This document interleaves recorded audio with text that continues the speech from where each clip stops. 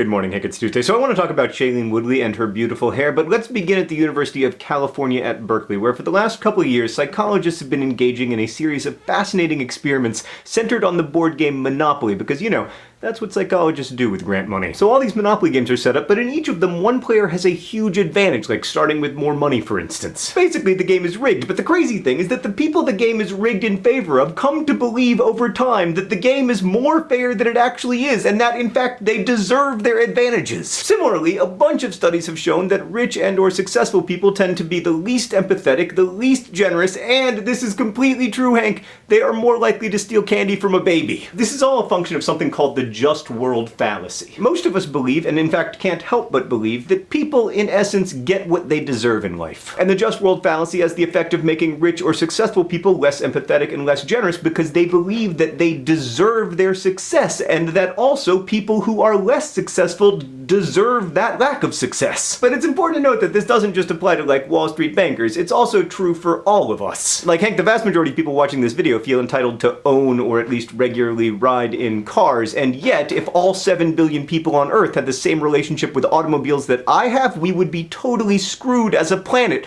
Not just ecologically, but also the traffic. But the weirdest and most troubling part of this research is that no matter who you give the advantage to in these rigged games of Monopoly, people tend to behave in pretty much the same way. Hank, that means that on some level, people aren't wielding power.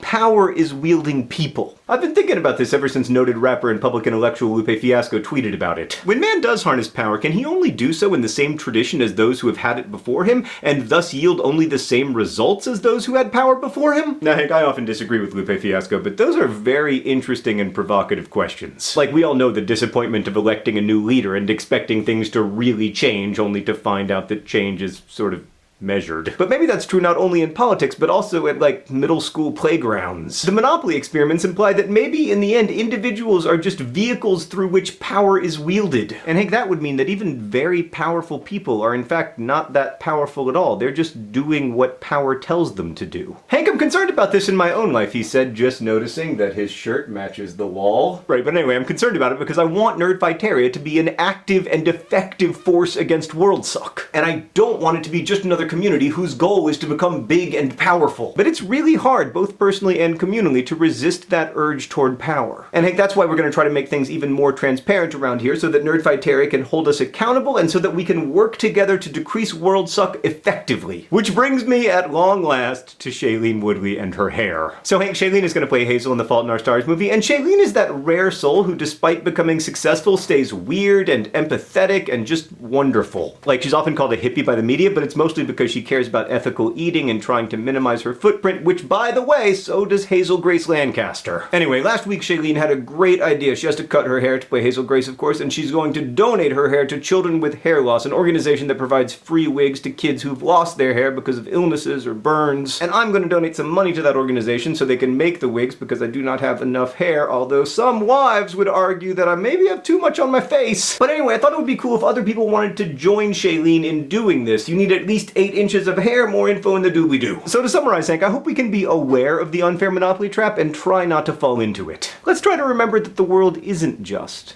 because only then will we have the power to change it. Hank, I'll see you on Friday.